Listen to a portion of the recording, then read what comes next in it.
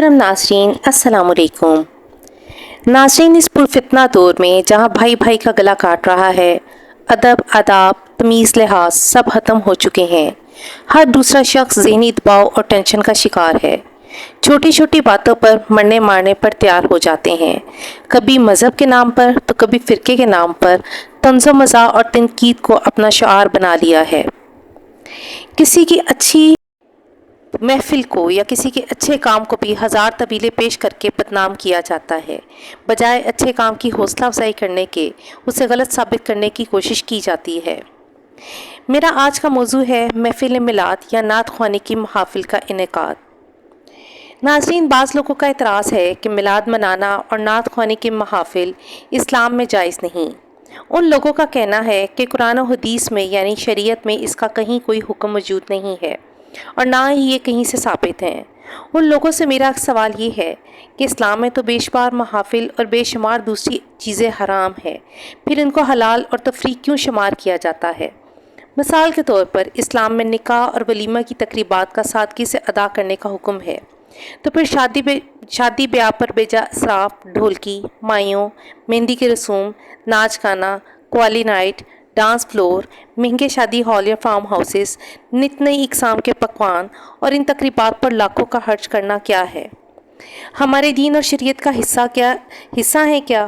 ان فضول لغویات کو قرآن و حدیث سے ثابت کر سکتے ہیں تو ان کا بھی کوئی ثبوت لائیے۔ اسی طرح بچہ یا بچی کی سالگرہ کی تقریب پر ہزاروں خرچ کیے جاتے ہیں، کیا یہ اسلام سے ثابت ہے؟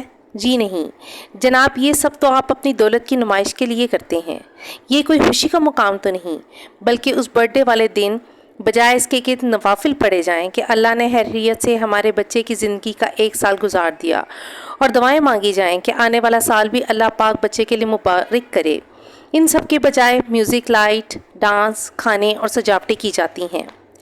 میلاد یا نعت خوانی کی محافل پر اعتراض کرنے والے یہ بتائیں کہ جب آپ کی بیٹیاں، بہنیں یا گھر کی دوسری خواتین بغیر پردے کے چست لباس، جینز، ٹراؤزر اور نت نئے فیشن کر کے مخلوط تعلیمی اداروں میں اعلیٰ تعلیم حاصل کرنے جاتی ہیں، لاکھوں روپے یونیورسٹیوں کی تعلیم پر خرچ کرتی ہیں، تب اسلام اور اس کی تعلیمات کہاں ہوتی ہیں؟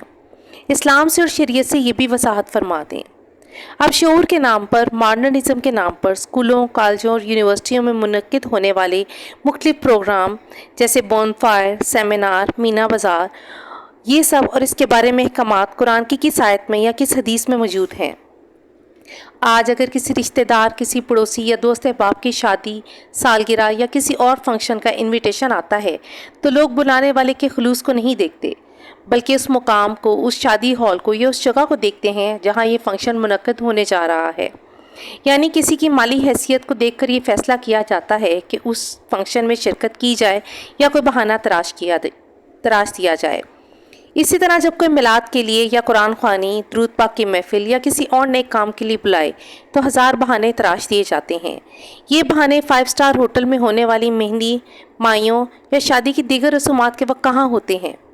دراصل انسان مطلبی ہے، نفسا نفسی کا عالم ہے، ہر کوئی دین کو اپنے مطابق ڈھال کر دیکھتا ہے۔ ناظرین، میلاد ایک ایسی محفل ہے جس میں نبی پاک صلی اللہ علیہ وآلہ وسلم کا ذکر کیا جاتا ہے، ان پر درود پاک پڑھا جاتا ہے، وہ عبادت جو خود میرا رب کرتا ہے، یعنی درود و سلام بھیجتا ہے۔ قرآن پاک میں ارشاد باری تعالیٰ ہے، بے شک اللہ اور اس کے فرشتے آپ صلی اللہ علیہ وآلہ وسلم پر درود بھیجتے ہیں، اس لیے اے ایمان والو تم بھی محمد صلی اللہ علیہ وآلہ وسلم پر درود اور خوب سلام بھیجو۔ ایک اور جگہ اللہ پاک کا ارشاد ہے، ہم نے تمہارے لیے تمہارا ذکر بلند کیا، یعنی میں نے حضرت محمد صلی اللہ علیہ وآلہ وسلم کو اپنی یاد میں سے یاد کیا، جس نے تمہارا ذکر کیا اس نے میرا ذکر کیا۔ ناظرین، نعت خوانی اور نعت لکھنا ایک بہت بڑی سعادت اور ذمہ داری ہے۔ ہر مسلمان کے لیے لازم ہے کہ وہ نبی کریم صلی اللہ علیہ وآلہ وسلم کی محبت کو سب سے افضل رکھے۔ نعت میں آپ صلی اللہ علیہ وآلہ وسلم کی تعریف بیان کی جاتی ہے۔ آپ صلی اللہ علیہ وآلہ وسلم کی پیدائش سے لے کر آپ صلی اللہ علیہ وآلہ وسلم کی زندگی کے مختلف واقعات کا بیان کیا جاتا ہے۔ ہر پڑھنے والا اور سننے والا عجب محبت اور سرور سے آپ صلی اللہ علیہ وآلہ وسلم کا ذکر کرتا اور سنتا ہے، اور نبی کریم صلی اللہ علیہ وآلہ وسلم کی محبت دلوں میں تازہ ہوتی ہے۔ نعت خوانی کے آداب کو مرکوز رکھ کر سوز و سرور کے ساتھ، محبت کے ساتھ، عاجزی کے ساتھ نذرانہ عقیدت پیش کیا جانا چاہیے، نہ کہ آج کل کے موسمی اور پروفیشنل نعت خوان مرد و خواتین کی طرح گانے کی طرز پر ناچ گانا کر کے جھوم جھوم کر الفاظ کے معنی سمجھے بغیر صرف پیسے کی چمک کی خاطر اس محفل کو لغوات سے بھر دیا جائے۔ ذرا سوچئے کس کا ذکر کیا جا رہا ہے، کس کے نام پر محفل منعقد ہو رہی ہے، اور نعت خوان اپنی زبان اور جسمانی حرکات سے حاضرین محفل کو کس سمت لے جا رہا ہے۔ خدا را اس بابرکت محفل کو پیسے اور شہرت کمانے کا ذریعہ نہ بنائیں۔ محفل منعقد کروانے والے کے خلوص اور نیت کو دیکھیں، زیادہ سے زیادہ برکات سمیٹنے کی کوشش کریں۔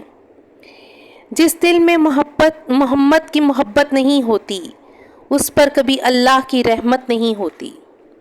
ناظرین، جب کسی محفل میں چند افراد اللہ اور اس کے رسول کا ذکر کرنے کے لیے اکٹھا ہوتے ہیں تو اس محفل کو فرشتے اپنے حصار پہ لے لیتے ہیں، اور اللہ تعالیٰ ان افراد کا ذکر عرش پر اپنے فرشتوں سے کرتا ہے۔ لہٰذا میلاد کے آداب کو نظر انداز نہیں کرنا چاہیے۔ دنیاوی باتیں، فیشن، ہیئر سٹائل، دنیا داری کی باتیں، یہ سب اس محفل کے آداب کے خلاف ہیں۔ نبی کریم صلی اللہ علیہ وآلہ وسلم کی محفل میں ادب، تمیز اور احترام سے بیٹھا جائے، اور محبت، الفت اور دل کی گہرائیوں سے ان کا ذکر سنا جائے۔ درس و تدریس کا سلسلہ بھی ہو، نبی کریم صلی اللہ علیہ وآلہ وسلم کی سنتوں کا ذکر کیا جائے، ان پر عمل کرنے پر اکسایا جائے۔